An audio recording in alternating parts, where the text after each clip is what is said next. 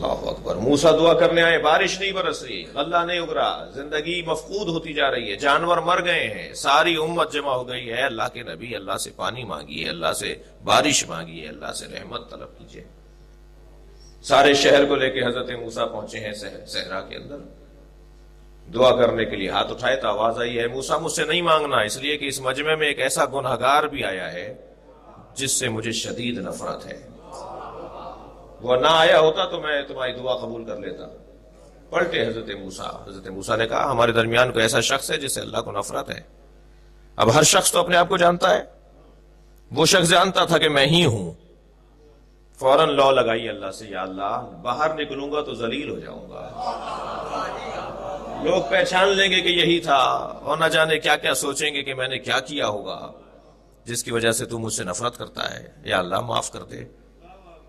فوراً آواز آئی, موسیٰ دعا مانگو, ہم قبول کرنے کو تیار ہیں. حضرت موسیٰ نے کہا, یا اللہ وہ تو باہر نکل کر نہیں گیا. کہا موسیٰ ہم سے مانگو. حضرت موسیٰ نے دعا مانگی اور اللہ نے بارش برسا دی. کچھ دن کے بعد جب حالات اور زندگی پلٹ آئی تو حضرت موسیٰ جیسے جاتے تھے, کلیم تھے نا, کلیم یعنی جو بہت زیادہ باتیں کرتا ہو اپنے خالق سے, زیادہ ملاقاتیں جس کی ہوتی ہوں. کہا یا اللہ اس دن میرے ساتھ کوئی گناہگار آیا تھا جس کی وجہ سے تو نے بارش نہیں برسائی, پھر تو نے خود ہی کہا کہ میں قبول کرنے کو تیار ہوں. کہا موسیٰ اس نے ہم سے لو لگا لی تھی, اس کا ہم سے تار جڑ گیا تھا, اس کا ہم سے راستہ واسطہ بحال ہو گیا تھا.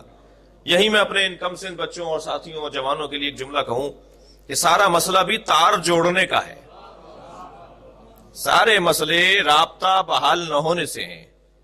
انسان کا رابطہ ٹھیک طرح سے بحال ہو جائے نا اپنے مالک سے تو مسئلے خود ہی ٹھیک ہو جاتے ہیں. میں محاوراتی زبان میں, روزمرہ کی زبان میں کہوں کہ رونگ نمبر ملا رہے ہوتے ہیں, بعض اوقات غلط نمبر ڈائل کر رہے ہوتے ہیں, اس لیے نمبر مل نہیں رہا ہوتا اور رابطہ ہو نہیں رہا ہوتا. ایک عارف کی اولاد کے ساتھ کچھ دیر کے ساتھ تھا میں بھی, بہت بڑا نام ہے ہمارے ہاں, اللہ اکبر, حضرت آیت اللہ محمد حسین بروجردی. اب سے کوئی 50 سال پہلے کے جو ہمارے مکتب کے بزرگ ہیں وہ جانتے ہیں کہ ان کی تقلید ہوتی تھی. حضرت آیت اللہ خوئی, حضرت آیت اللہ خمینی سے پہلے ان کی تقلید ہوتی تھی. آیت اللہ بروجردی صاحب کرامت مجتہد, ان کے شاگرد حضور, ان کے شاگرد آیت اللہ عراقی سے میں نے خود سنا ہے, یعنی میں واسطے سے نہیں سن رہا. ان کے شاگرد آیت اللہ عراقی ان کے شاگرد تھے اور وہ خود بھی عارف تھے, وہ بھی ولی خدا تھے.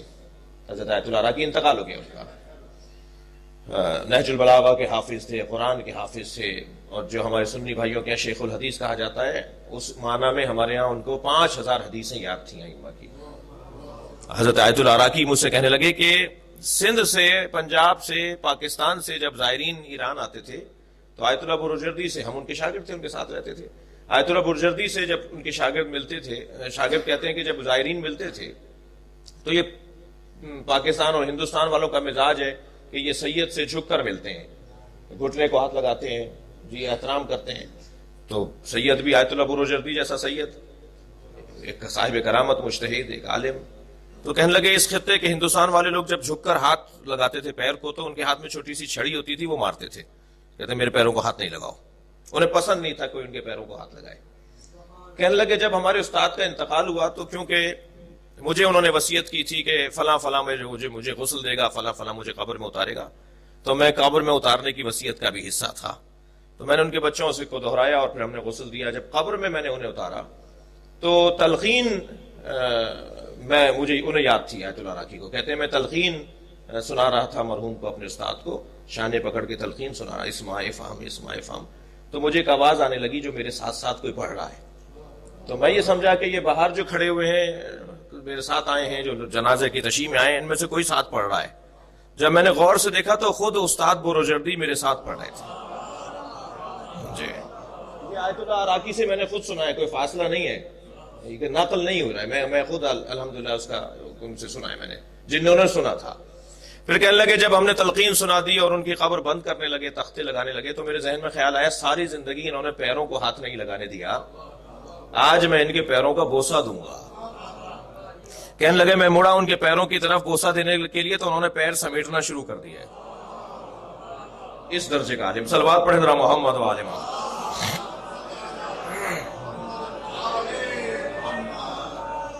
آیت اللہ محمد حسین بروجردی جس درجے پر فائز ہیں، ان کا استاد کتنا بڑا آدمی ہوگا؟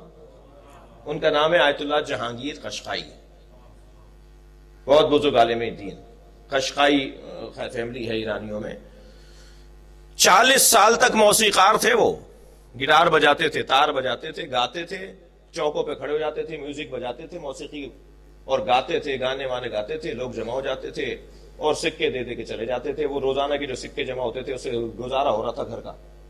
ایک دن تار ٹوٹ گیا ان کا، وہ گٹار کا، تو اصفہان کے شہر میں آ گئے اس کو بنوانے کے لیے، کوئی مرمت کرنے والا ہو، کوئی کاریگر ہو جو اس کو جوڑ دے۔ تو ایک موچی کے پاس کھڑے ہو کر پوچھنے لگے کہ بھائی تم یہاں بیٹھتے ہو، تمہیں شہر کا پتہ ہوگا، کہاں یہ تار کہاں جڑے گا؟ تو اس موچی نے سر سے لے کے پیر تک دیکھا، کہنے لگے تمہارا تار جو اللہ سے ٹوٹا ہوا ہے اسے جوڑنے کی فکر ہے؟ صلوات پڑھ لیں ذرا محمد و آل محمد۔ اتنا اثر کیا یہ جملہ جہانگیر صاحب کے اوپر کہ اس کے برابر میں بیٹھ گئے، کہنے لگے یہ بتاؤ یہ تار کون جوڑتا ہے؟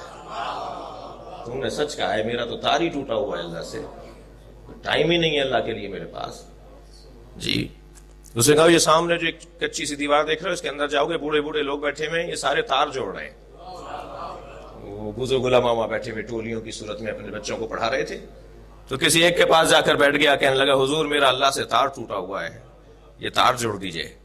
اور ایسا تار جڑا کہ نہ صرف عالم ہوئے، مجتہد ہوئے اور ولیوں کے استاد بنے۔ اصل مسئلہ وہ تار جوڑنے کا ہے، رابطہ بحال ہونے کا ہے۔ اور فرما رہے یا اللہ وہ شخص کون تھا کہ جو تیرے نزدیک اتنا منفور تھا کہ تو دعا قبول کرنے کو تیار نہیں تھا، پھر تو نے خود ہی کہا کہ اب دعا قبول کروں گا۔ کہا موسیٰ اس کا ہم سے رابطہ ہو گیا تھا، اس نے توبہ کر لی تھی۔ حضرت موسیٰ نے کہا یا اللہ وہ کون تھا، اس کا نام کیا ہے؟ کہا جب گناہگار تھا تب نام نہیں بتایا، اب تو وہ توبہ کر چکا ہے۔ کرم اللہ کا، اس کا کرم کتنا حسین ہے۔